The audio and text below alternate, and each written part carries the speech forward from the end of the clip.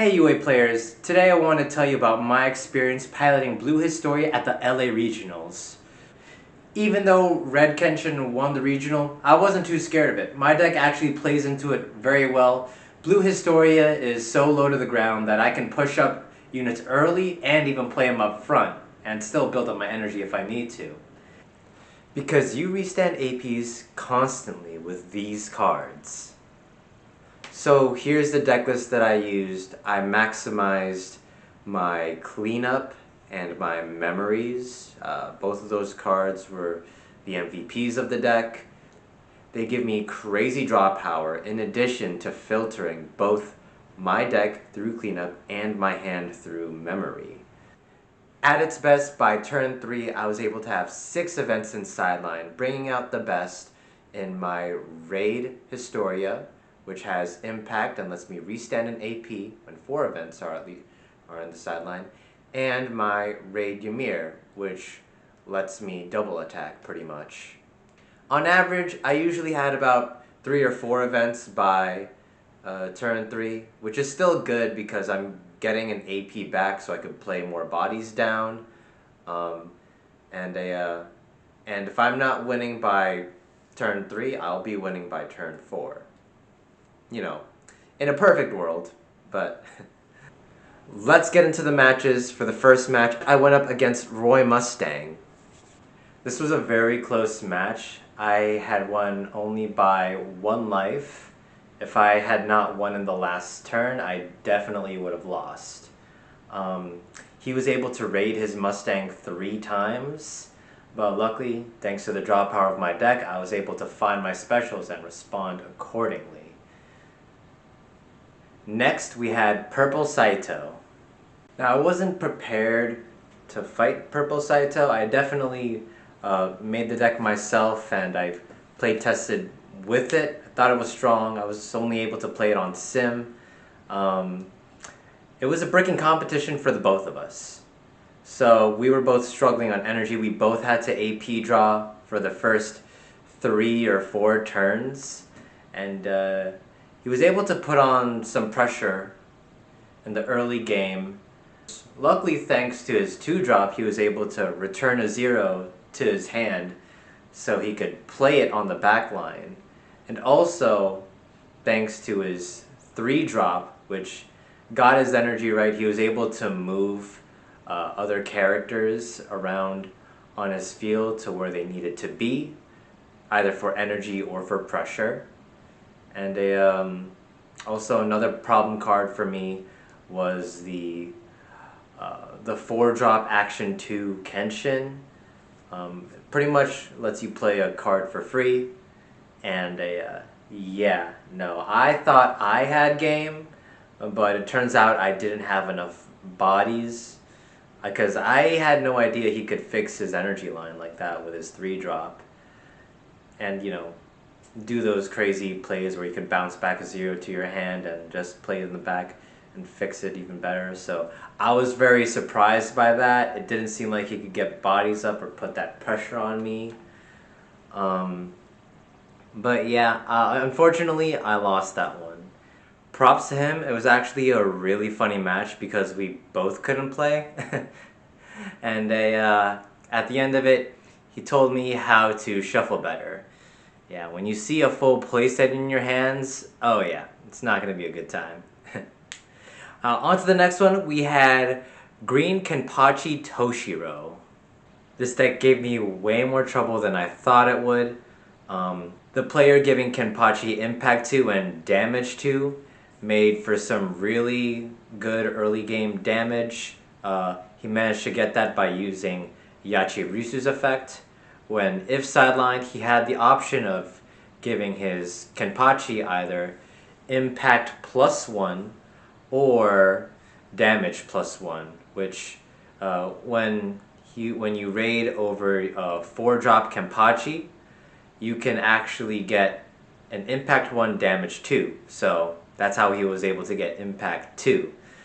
And the other MVP of the deck, we have Toshiro. So if it wasn't for this guy, I would have been able to sweep the game with not much resistance, but he was able to freeze my Historia, which would mean that 2 of my attacks next turn wouldn't go through, because usually what I would do with this card is whenever I would attack with Historia, I would buff one of my other monsters or one of my other characters by 1,000, and since, you know, Historia couldn't attack, I was losing out on 2 attacks.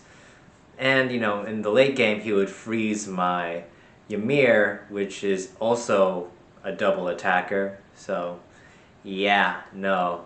Toshiro is a very scary card for me to deal with. Now that Bleach is getting some more cards in the fray, I am looking to building this one for the next regional in Orlando. Hopefully I can go to that one. By the end of the match, he didn't have any front line left.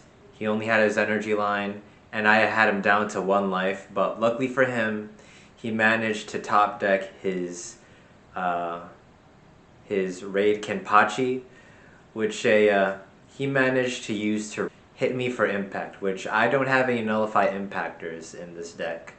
I thought about adding the Aaron, but I hate the idea of bottom decking my raids. It was a really good match. Congrats to him too.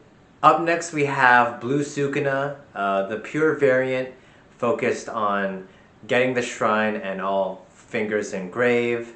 So he did find his shrine early, but luckily for me, he wasn't able to get his fingers engrave faster than I could get enough events engrave. Next we have the deck everyone was afraid of. We have Red Kenshin. I trained for this matchup the most, but I made a decision that was too risky. I was sure I was going to win, so I had 3 bodies in my front line and enough energy to raid on from the back. But unfortunately, after the attack phase, I had lost one of my people due to a special in life. On his turn, he was able to special another one and push back my last line of defense. He then proceeded to hit me 4 times, thus securing the game. Very well played. I definitely could have stopped that if I had known he had his raid card in hand. So the reason why I played it the way I did was because earlier I saw that he had searched Killer Kenshin. So if I had played my final card up front, he would have been able to hit me and I would have been forced to sacrifice my people. So that's why I decided to play my my last card to the back to fix my energy. So if he had hit me, I would have been able to raid and push up. And then I could have, you know, chosen to sacrifice whoever I needed to. But he ended up having his raid card in hand instead. He saw the board state. There was only 2 bodies. It wouldn't have made sense for him to play his Killer Kenshin at that point. So very good on him for changing up his game plan in the middle of our match. Yeah, no, it was a very surprising game for me. You gotta stack them bodies. Moving forward, I had to fight Green Kurapika next. I think the match is favorable for me because I think that deck has trouble keeping bodies up front, especially while I'm rushing it down. So the guy made the mistake of playing his stepper up front, which, I mean, it does make sense because you do want a blocker. But since he put his stepper up front, I was able to special him, so that kind of messed up with his energy for the rest of the game. You know, it was a calculated risk, but I think this was the easiest match for me the entire day. But much respect for playing one of the OGs. Yeah, that's actually one of the first decks I decided to build. But for this meta, I decided against playing it. On to the next one! It's time for my redemption match with Purple Saito. My opponent had a very strong start. He was able to pop off his searches with his 1-drop, eventually leading into his 4-drop, which got more raids for him. He got another 4-drop off of his first search, and then off of his, second search with the 4-drop, he managed to get his 6-drop. So it was a very scary board for me to deal with 3 4-drops. He was able to raid his 4-drop 3 times, and also he had raided his 6-drop, and he had another 6-drop waiting for me. So all of that happened really fast. My deck was able to keep up with him for just a little bit, but his deck did outpace mine. It was a very well played match. So he managed to take the dub. There wasn't much I could do better in my game plan. So props to him on getting the win.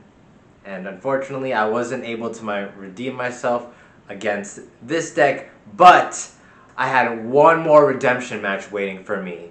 And that redemption match was against, of course, the big bad of the tournament, Red Kenshin. So, Red Kenshin this time around, I had a very good start. I got in all of my events in trash at a decent rate. My opponent, he had all Kenshins on the field.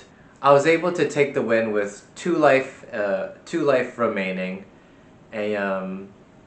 My deck did its thing. I got to 6 events in trash by turn 4. And I was able to put that pressure on. So while both of us did have our raids out, he was able to raid both Kenshins and get his killer Kenshin out. And I was able to take out both my raids with enough events in sideline, using them to their full capacity.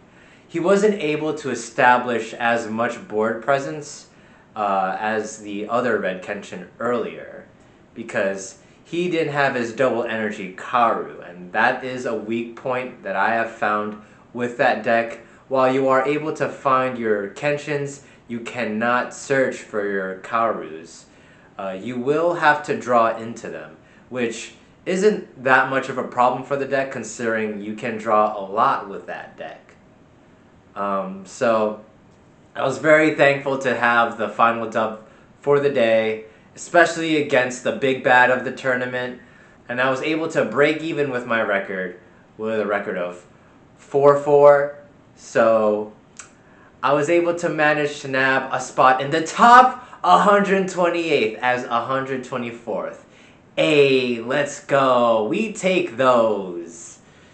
But, lessons learned from this regional. I think playing out bodies is definitely more important than proccing off your raid effects sometimes. If I had done the tournament again with this knowledge, I think I definitely would have placed higher, potentially in the top 8 maybe.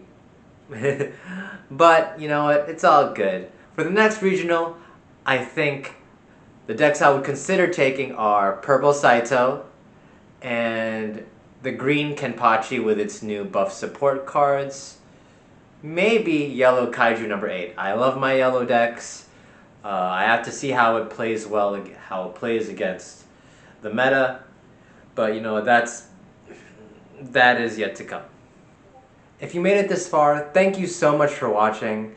That was my review on the Union Arena Regionals, and next time we're gonna go for the gold. Alright, have fun y'all.